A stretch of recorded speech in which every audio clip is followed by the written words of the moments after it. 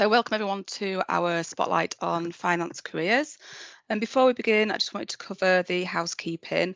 The session today will be recorded and will be available on demand on the Humber North Yorkshire Careers Hub website. To help with the smooth running of the session, we have disabled delegates' videos and microphones. If you have any questions during the session, please pop them in the chat box and our professional colleagues will answer them either in the chat or at the end of this session. So I'm Melanie Drayton. I work for Humber and North Yorkshire Health and Care Partnership as Careers and Employability Programme Support Worker. Humber and North Yorkshire Health and Care Partnership formed in 2022 and comprised of NHS organisations, local councils, health and care providers and voluntary community and social enterprise organisations.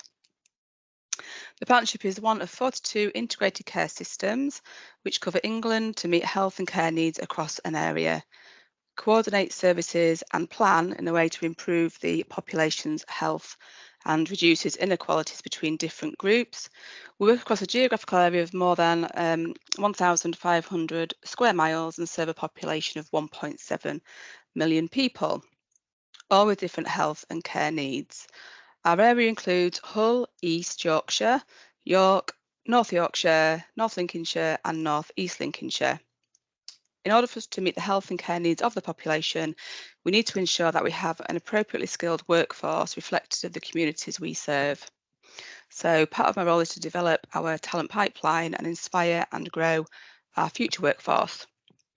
One of the ways that I do this is by delivering spotlight on webinars to showcase the range of careers available in the sector and highlight the variety of routeways into the sector. So today I'm delighted to be bringing you this webinar today to shine a spotlight on careers in finance and the variety of routes into the sector. So I'll now hand you over to Ben Underwood. Hi all, I will start sharing my screen. So quick introductions. So my name is Ben Underwood. I work with the Skills Development Network for Yorkshire and Humber. So we cover all three ICS regions and we work alongside finance, procurement and digital staff on all things training and development.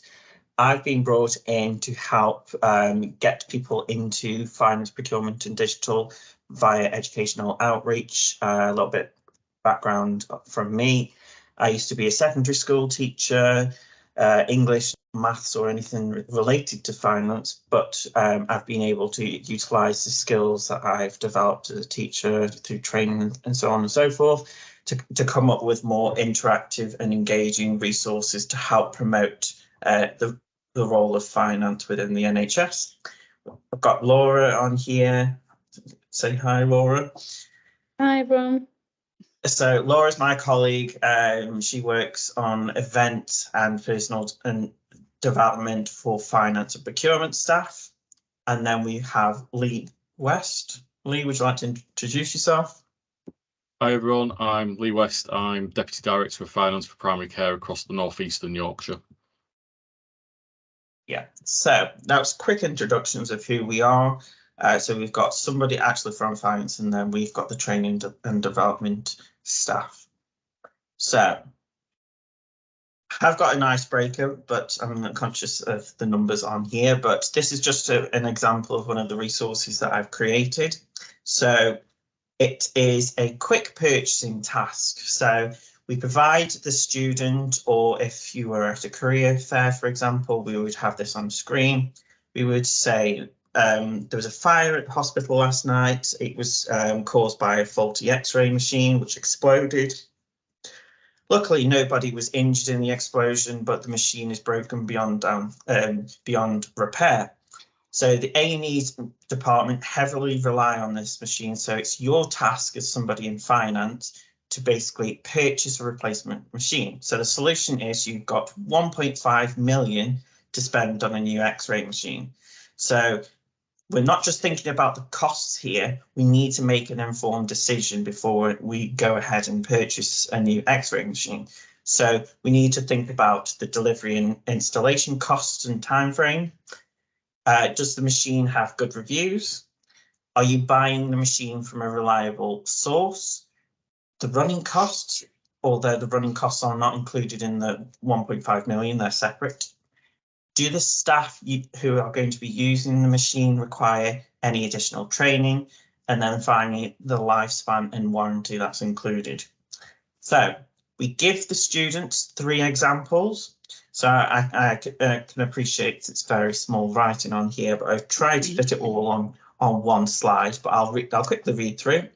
So you've got 3 different options. The first option will cost you 1.35 million.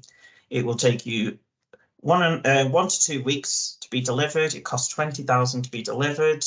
Installation, so that's both physical and software, will take the hospital 24 hours. It's coming at 4 out of 5 on the reviews. The supplier rating is 3 out of 5. Annual costs of 25,000. There is requirement for additional training because it's using a new form of AI integrated software. The lifespan is between 8 to 12 years, and it comes with a 4-year warranty. You've got the second option, which is the most advanced and high tech. So it costs 1.5 million. The delivery time frame is 3 to 4 weeks because it's coming all the way from South Korea. Expected delivery and import fees are 250,000. It's a brand new piece of software equipment. So installation process, it will take between 24 and 72 hours. They're unsure because of how advanced the technology is. The reviews, however, have come in at 5 out of 5, and the supplier ratings are 4 out of 5. Annual running costs, again, this is a brand new machine, so they've estimated around 30,000 plus a year. There is training required for all staff, and it's coming up to 1 week of training for per staff member who works in the radiography department. But the lifespan is estimated to live around 10 to 15 years, and a 5-year warranty is included. And then finally, this is the same machine that was had exploded in the A&E department. Obviously, it's not the faulty one. It's a second-hand same version. So it will cost 20,000 to be delivered within 2 to 3 working days because it's from a trust a few miles down the road. It will take 12 hours to install. Reviews, it's 3 out of 3. Supplier ratings, 3 out of 3. Annual running costs are 18,000. Training required, no, because all staff are familiar. They've been using this machine for 10 plus years. And then the lifespan is 5 years and there's no warranty. So this is the point where we would ask the student to have a think about which is the best option to purchase. So if we could have a few people, so Laura, if you could see if there's anybody in the chats, because I can't actually see the chats while sharing. Yeah. So if Melanie's got a hand up. Yeah, Melanie, which one would you go for? I would go for the middle one. Why is that? Because it is the most expensive and it isn't the quickest at delivery, but it is only a week after option 1. Yep. It's got 5-star reviews, so that's very good. And supplier rating is 4 out of 5, so that's very good. And it's got the longest warranty and the longest lifespan. So although you're going to spend a little bit more, it should be better and last for longer. But it does also have a little extra annual cost to the others. But option 3 is a big no-go, I think. You'd be surprised at how many actual finance staff go with option 3. So, really? Yes. So is there anybody else who'd like to have a go at this? I get myself a job in finance now then. Anybody in the chat, Laura? Lee? I'd go for option 1. Why would you go for option 1? I think in terms of how the NHS account for things, the delivery costs would go on to the capital costs on the middle one, and you haven't therefore got 1.75 million available to spend. So therefore option 2 is a non-starter on the affordability side of things. I think when you weigh up around payback periods and things and investment values, return on capital investment and things, I think option 1 would give you the best return on capital investment for it, because the lifespan arguably could be as long as the middle one, given they overlap with each other. It's cheaper than it is, and the annual costs are lower as well. And given how everything is on a revenue perspective in NHS finances at the moment, I'd certainly take that into account as well. Brilliant. But yes, you're right. They probably would end up on option 3. Yeah. I suppose it's a personal choice of it. Yeah. So this is just one of the examples of the types of resources that I've created. So it's not just about the numbers. We want to have a conversation because it's much more than just a spreadsheet. We try to make informed decisions. We look at the bigger picture. And obviously, once we've installed a brand new X-ray machine, we can then see how that impacts clinicians being able to do their job, because without finance or any procurement or digital, I'm trying to advocate for those as well, NHS staff would not be able to deliver patient care. So let's move on. So why are we here? So I'm going to quickly introduce you to the world of NHS finance, because whenever you say, would you like a career in the NHS? Nobody would say a career in finance. We're not known out there. So we're trying to get the message out that we exist, and it's a great place to work, because not only are we able to have a direct impact on being on patients, it's a great place to work in terms of the training and development that is on offer free of charge to you. So we're always consciously looking after each and every individual to move and progress with their career. So did you know that there are over 350 careers available in the NHS? Everything from a chef all the way down to a contract builder.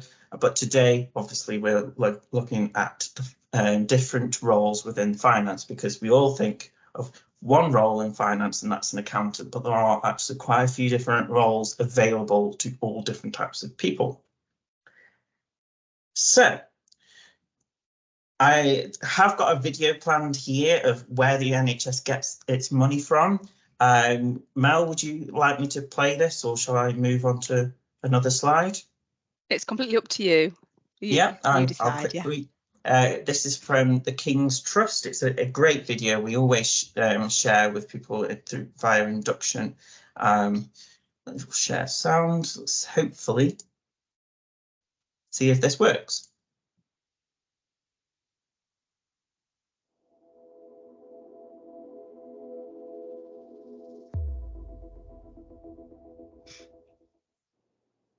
Big changes are taking place across the health and care system. What does this mean for the organisations that make up the NHS? How will they collaborate with other parts of the system? And what will these changes mean for you and me? When the NHS was set up, it focused on treating single conditions or illnesses. Since then, our health and care needs have changed. More of us are living longer, and many have multiple conditions that require regular, ongoing care. However, this hasn't been reflected in the NHS's structure, a patchwork of organisations that often work independently from one another. Navigating this can be confusing and can have a negative impact on our experience of care. So, for some years now, health and care staff and leaders have been working to bring organisations closer together to better meet our needs by working in a joined-up way. Primary and secondary care, social care, mental health and community health services have been seeking to partner with each other in different ways. At a very local level, GP surgeries have been coming together to form primary care networks, groups of practices working together across areas called neighbourhoods. By sharing resources and working closely together with other local people and services, they can provide a wider range of services than a single GP surgery.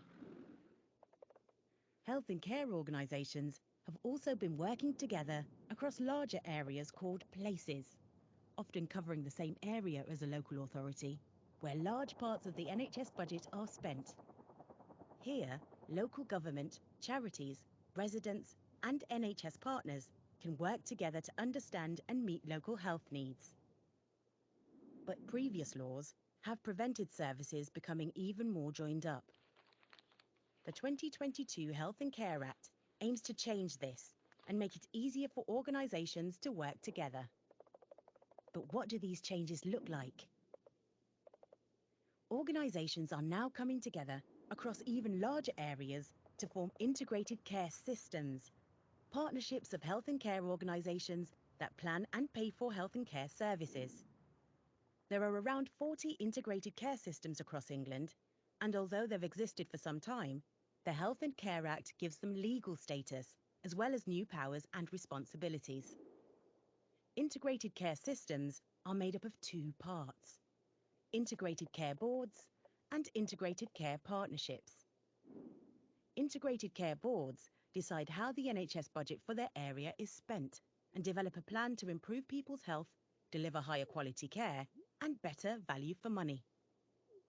Integrated care partnerships bring the NHS together with other key partners, like local authorities, to develop a strategy to enable the integrated care system to improve health and well-being in its area.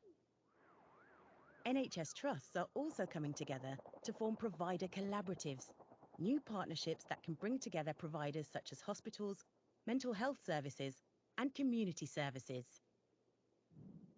So how are these new structures funded? Integrated care systems get most of their money from NHS England, which is the national body for the NHS in England, and sets the operational priorities for the health system.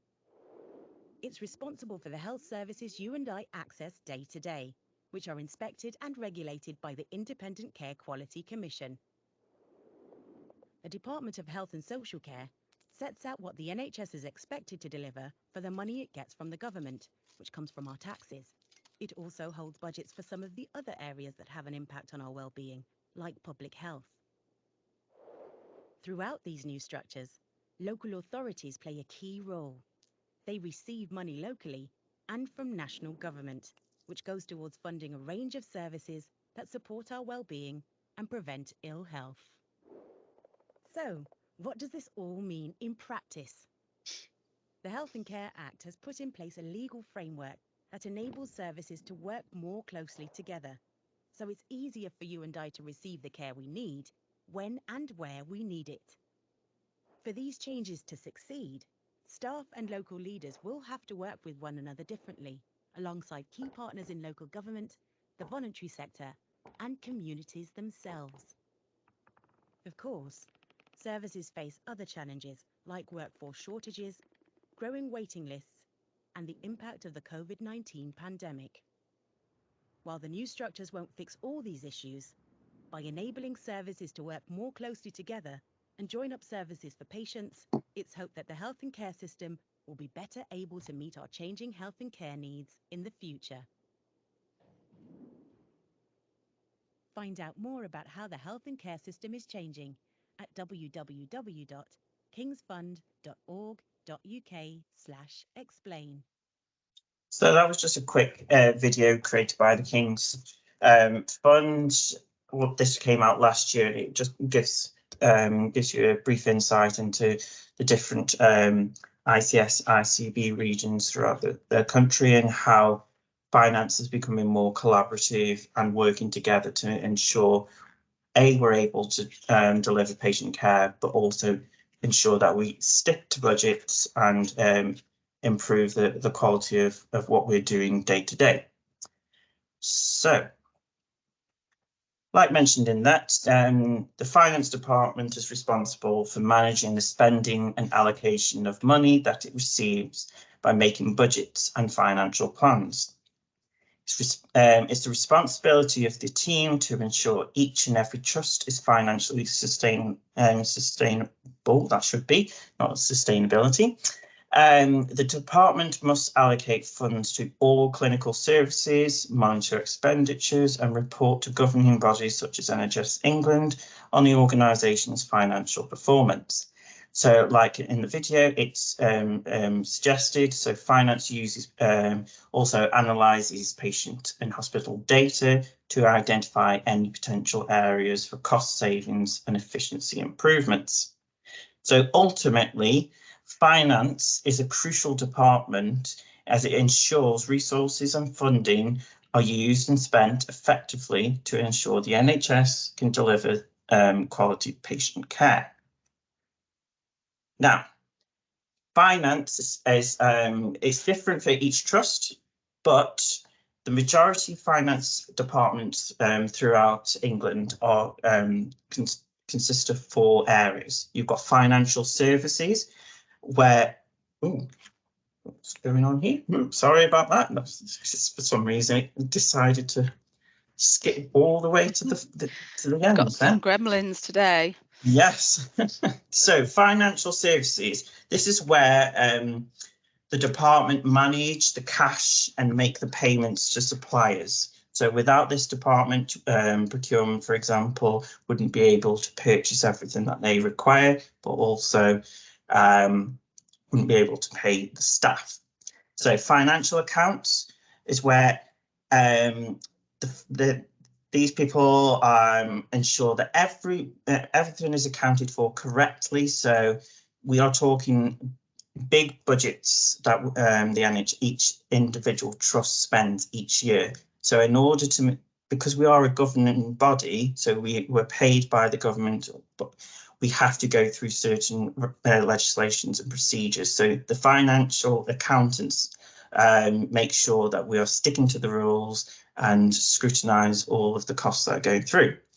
You've got management accounts, and they work with other NHS departments, providing financial advice and guidance to them. So we have business partners within each trust who work with others on projects, for example. And then one of the big parts of finance is procurement. So procurement is the sourcing, delivery and supply of healthcare products, equipment, but also services within the NHS Trust. Here are a few examples of the different job roles and responsibilities. So we've got accountancy assistant, for example. So this would be a band 2, band 3. So this is an entry level job. So an accountancy assistant ensures all financial transactions are carried out properly. You've got people like management accountants. So every department has their own budget. So a management accountant produces monthly reports that tells the board of directors how much they've spent. You've got accounts payable. So accounts payable check invoices received to what was ordered. So they check the numbers on every invoice, for example, to make sure that it ties up with what is on our records. You've then got cost accountants. They work with financial data to work out how much each procedure cost us. They do this by looking at time spent, what medications were used, and the length of the stay, for example. We've got accounts receivable. So accounts receivable send invoices out and allocate money to the right account, so that they make sure that the people are getting paid for the services and the products that we are purchasing. And then we've got, for example, we've got directors, deputy directors, but then at the top we've got the chief finance officer. So they are at the heart of the organisation's management structure and play a key role in corporate decision making. So, like I said, a band 2 would you would typically start at if you were to go in at an entry level job, but also we encourage via the skills development network and other partners such as One NHS Finance and the individual trust themselves. We encourage each and every person to grow and expand within their career. So you could start off at a band 2, but then work your way up to a band 5, which is the CFO level. So we've got another video. This is from One NHS Finance. It gives more of an insight into the different roles that are available. So I'll quickly play this.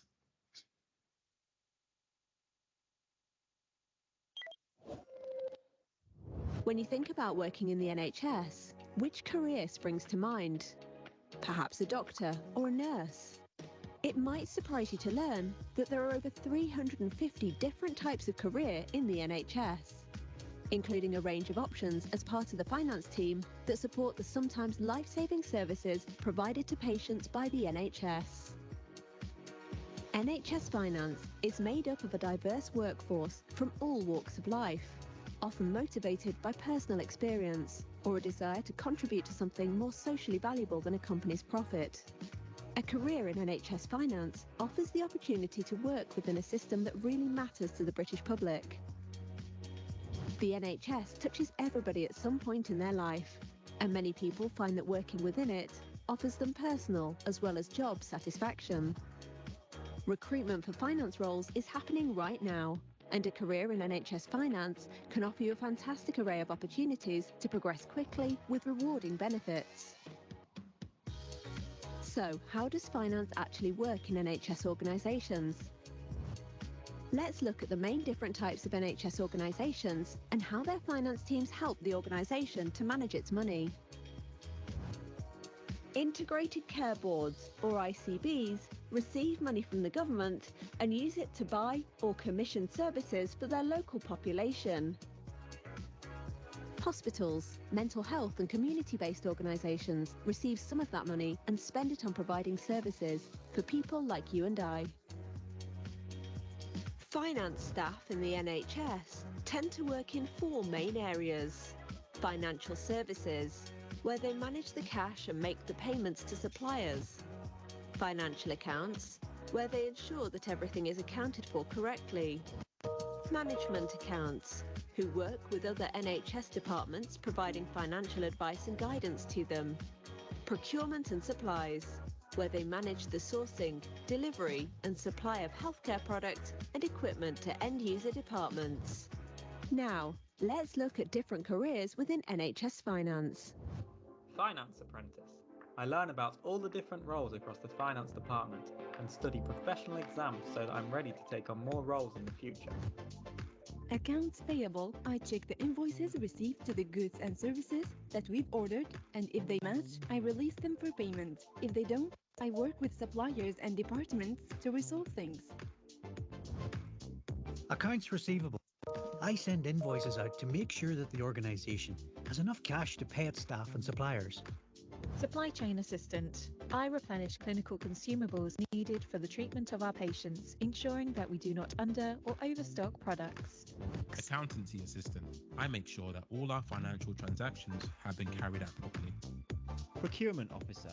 My role is to source goods and consumables needed to treat our patients and keep our hospital running, ensuring value for money. Management accountant. Every department has their own budget to spend on staff, goods and services. I produce the monthly report that tell our budget holders how much they have spent and whether they are overspent or not. Cost accountant. I work with the financial data to work out how much each procedure that we carry out costs us by looking at how much time was spent, what drugs were used, and how long the patient stayed in hospital. Buyer. I ensure all orders are placed on time with suppliers and transacted correctly, supporting and providing advice on ordering systems to staff. Business partner. I work with departmental managers as their financial advisor. I interpret and use financial information to influence and shape their services and their business plans. Chief Finance Officer. I am at the heart of the organisation's management structure and play a key role in corporate decision making, ensuring the organisation gets best value from its limited resources. By joining NHS Finance, you will become part of a talented, passionate team of people committed to providing the best care and treatment to patients. You will also enjoy one of the most competitive and flexible benefits packages offered by any employer in the UK. NHS Finance actively recruit people of all ages, backgrounds and levels of experience. Check out vacancies in your area today by visiting NHS Jobs. And for apprenticeship opportunities, visit the government's Find an Apprentice site. So that was from One NHS Finance. So I work closely with the team at the ONF team down in London. But I will go into that a bit further. But again, it just goes to show that there are a vast amount of different roles available to everybody within the NHS Finance Department. So let's move on. Where would you start a finance career journey? So I've come with 4 different areas to look at. So we've got graduate schemes, junior and entry level roles, apprenticeships, and then work and insight placements. So graduate schemes. Nationally, you have got the Graduate Management Training Scheme. So this is available to if you have a degree 2 or above. It doesn't have to be finance related. Ideally, it would be. But if you scan the QR code, you can learn more about what the scheme has to offer.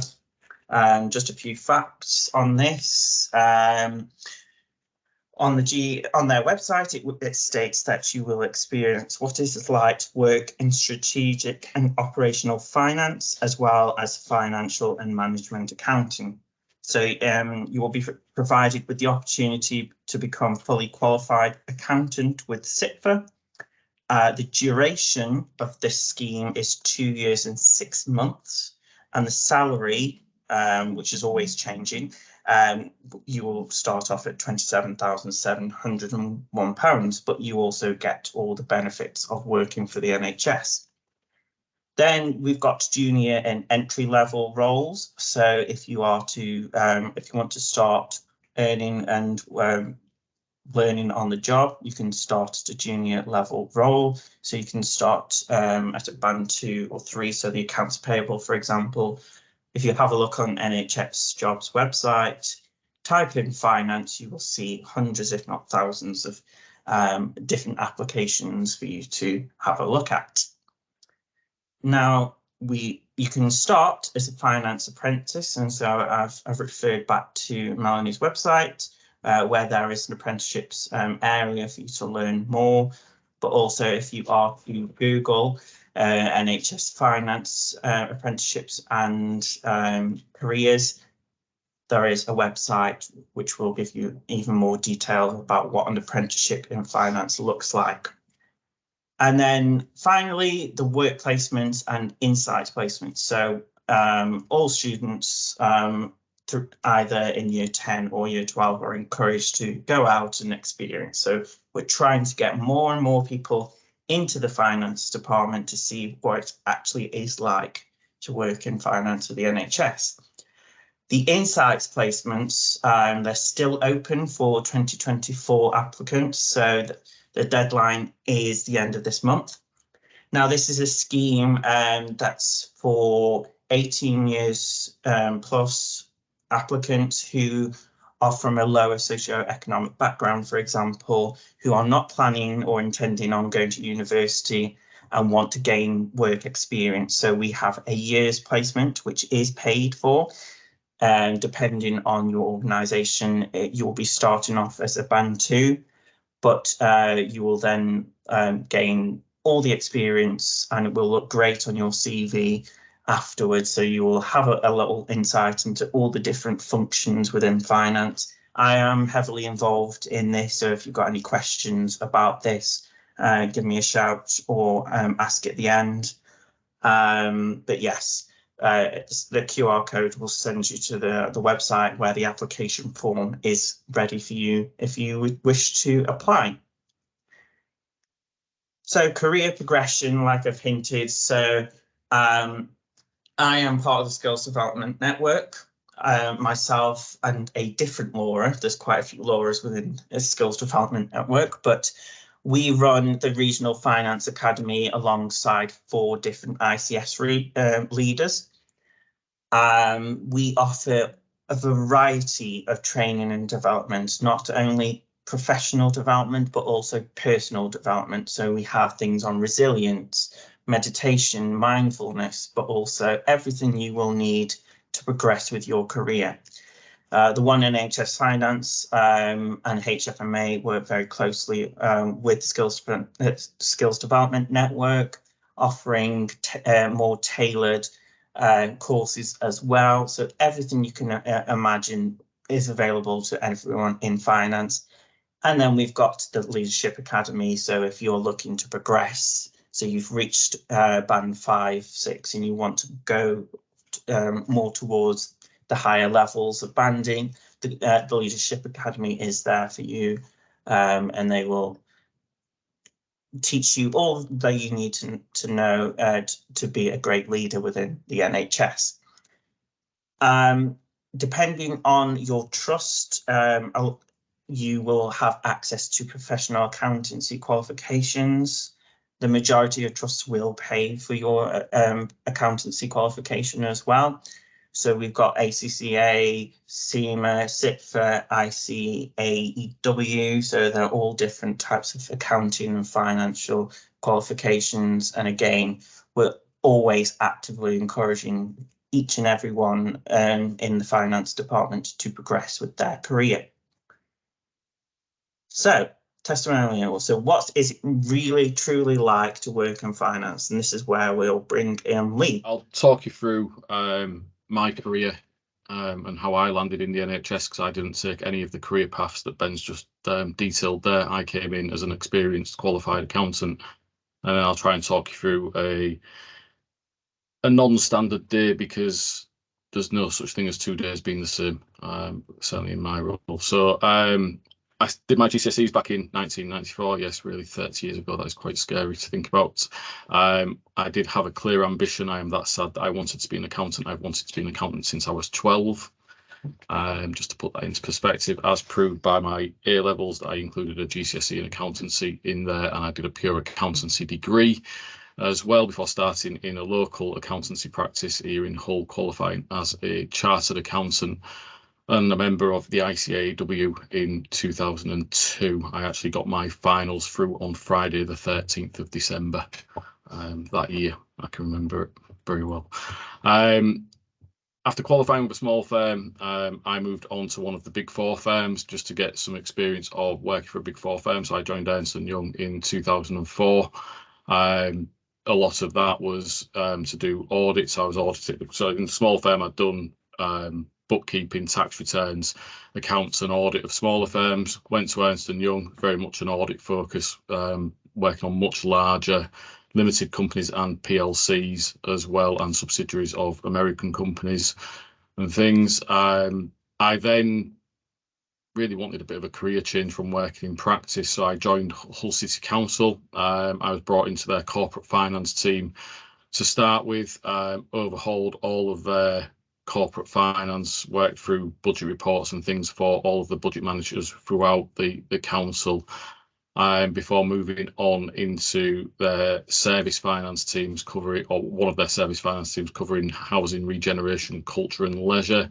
I am still friends to this day with one of their directors who covers culture and leisure, which does help on trying to get things done or understand what's happening. Also, during my time at Hull City Council, I undertook a secondment to a redevelopment charity to become their finance director. That was for their last couple of years. They'd had it was a 10-year government scheme that had started in the year 2000. So I oversaw the final 2 years of the charity and the writing of its success and strategy. I am pleased to say that that charity is still on the go, and its fundamental trading arm is still on the go as well. So it's still raising funds for the local area where it operates in Hull.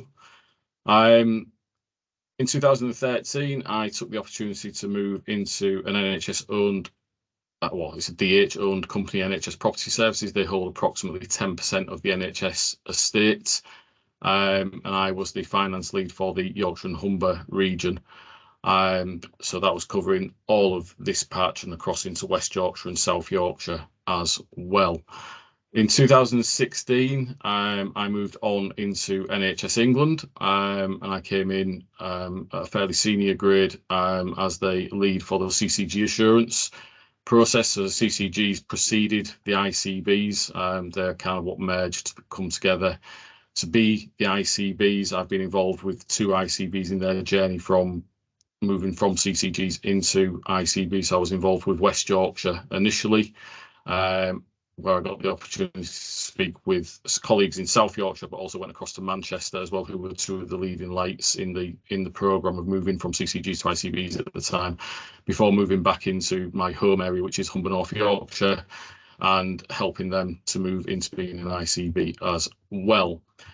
4 years ago, I left that role though, and moved into my current role as Deputy Director of Finance for Primary Care, and expanded the size of the patch that I cover as well, because I moved from being a Yorkshire and Humber focused role into a North East and Yorkshire role. So I cover the area all the way from Grimsby in North East Links, down to Sheffield in South Yorkshire, across to Huddersfield in West Yorkshire, up to Newcastle in the North East, and also across into Carlisle as well, because we have North Cumbria in the patch as well. And then last year, following ICBs becoming a statutory entity in 2022, I think it was, if I remember right, at least 2 years this year, the focus of travel was to delegate all of the primary care services to the ICBs. So myself and my team were to be transferred to Humber North Yorkshire ICB at the start of July last year, but still undertaking the role to cover the entirety of the North Eastern Yorkshire patch. So if we move on to the next slide, please, Ben.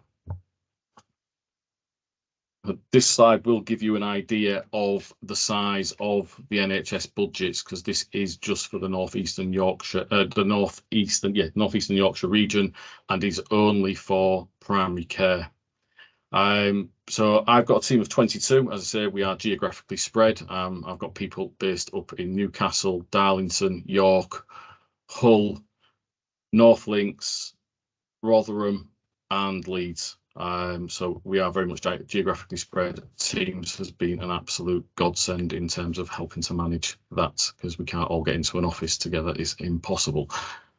So it's the size of contracts or budgets there. You can see primary care budgets are for the area are 1.95 billion.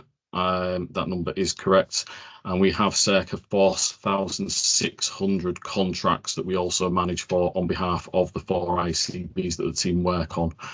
We get involved in national initiatives, local initiatives, etc., for all areas of primary care.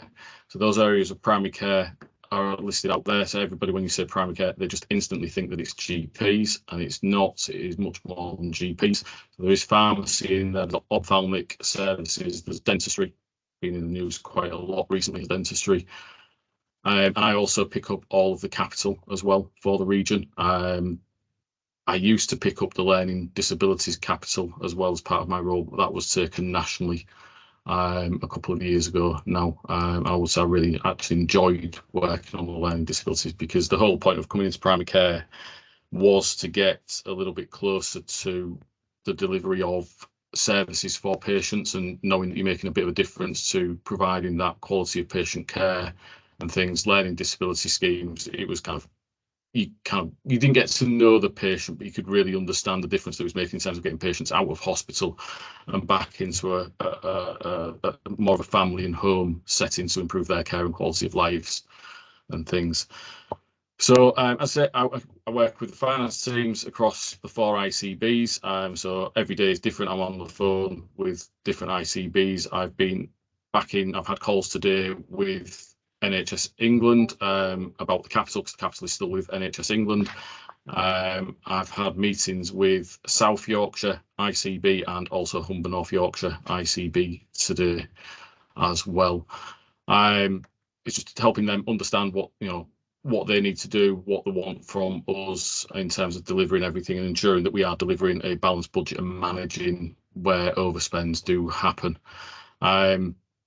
In terms of going forward, as I say, we're still working with NHS England. The capital will be delegated to the ICBs next year, so there'll be changes going through there, and we are still continuing to try and work with NHS England to try and influence national policy, particularly around the new GP contracts and things, and also the dental contracts as well.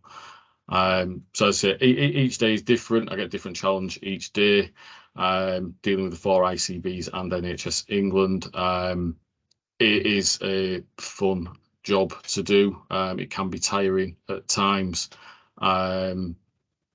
But yeah, it's, you know, if people are looking for a job in finance, I would recommend the NHS because you can pretty much achieve whatever you want to do in there.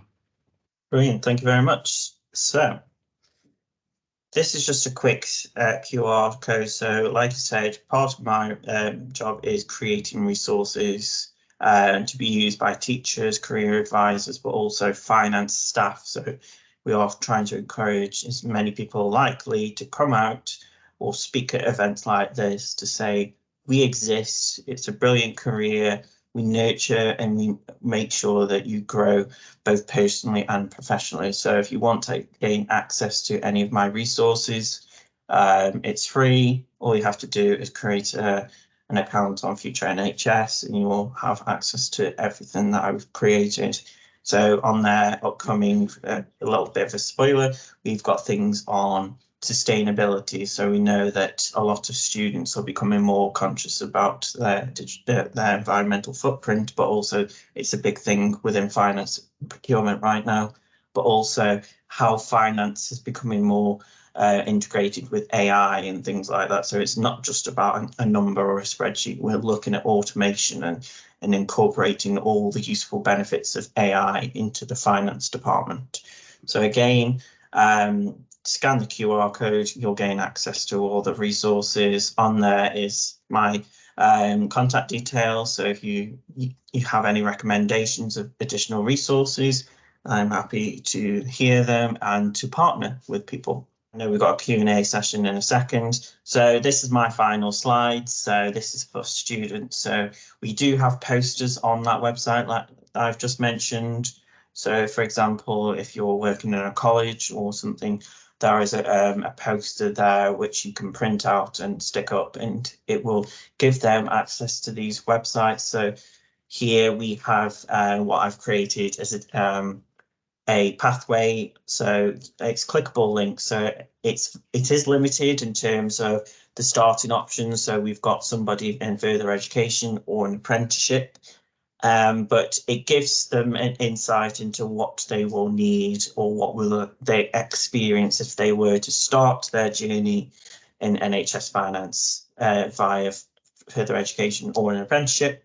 But also this QR code will direct you to the Careers in NHS Finance website. It's a brilliant website that's got different videos and articles and testimonials from people who started the NHS, likely from different entry points and how they've progressed via the NHS. So if you're an apprentice and you want to learn a bit more, I would recommend going on there. There's a brilliant one from Hull University's Trust, and it basically describes how their apprenticeship has enabled them to develop into the person they are today.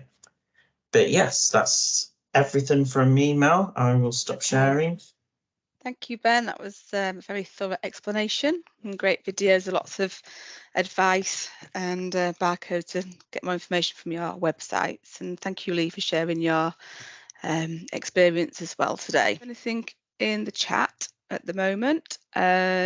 Sean Brooks has sent us a little note there. It just flashed up and disappeared, I'm afraid, Sean. Let me have a look, 1 second. Great presentations. Would links to the finance resources be available on MedShed? I'm not sure what MedShed is. I will have a look at that afterwards, but what I can do is, in the meantime, I will share a link to the Futures page. Like I said, if you have an academic email, for example, or if you're in the council or anything like that, you can create a free account. It will take less than a minute. And if you follow this link, which I'm just copying in now, I will get prompted and I will give you access to our page. But like I said, there's 2 full 1 hour lessons on there. but also there's going to be an 1.5 hour long workshop on there that's incorporating finance, procurement and digital on what's known as EPR, which is electronic patient records. So we're digitizing all of the patient records, and we're giving it the students an insight into what role finance, procurement and digital has on implementing such a big project and piece of software within the NHS. Okay, thank you. Got another question. Thank you for the presentation. Do you have any tips for the 500-word statement when applying to the 1-year finance scheme? So if this is the insights placement one, for example, what we're looking for, so I'm on the panel that will be looking at all applications.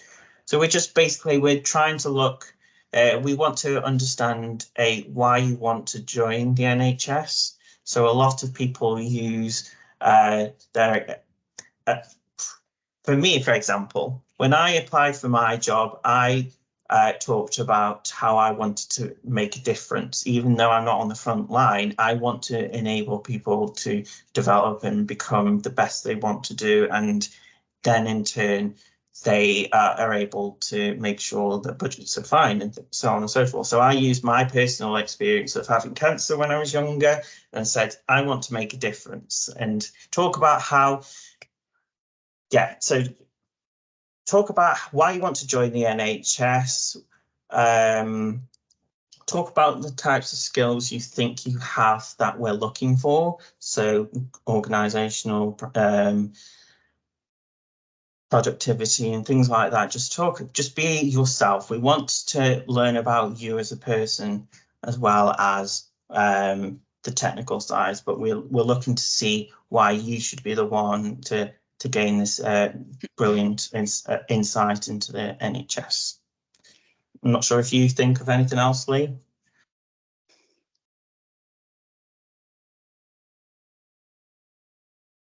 Sorry, trying to get myself off mute. I've not seen the actual application form for it, so I don't think I could add anything, but I'd just try and keep it relevant. I would read what the requirements are for it and try and answer that in as best as you can for it. And certainly if there's a box for supporting information, use it. Top tip as well is if you use Word, you can obviously spell check things and then copy and paste it over to ensure that everything's right. We just had most of my work experiences in childcare because I work at a nursery practice. Does this put me in an advantage? Absolutely not. Like I said, you don't have to have any knowledge of finance to come and be part of this placement scheme. Let me just put a link to the website. So there are terms and conditions to this. So can I just add on that one as well in terms of experience? Obviously, when I did my presentation, I said I came into a role, but it was fairly senior in terms of leading the CCG assurance process. As part of the interview process, I was given a CCG plan that I had to then do a report on to an imaginary CFO at a CCG. What I will say is that at the point of seeing that CCG plan in the interview process, I'd never, ever seen a CCG plan before.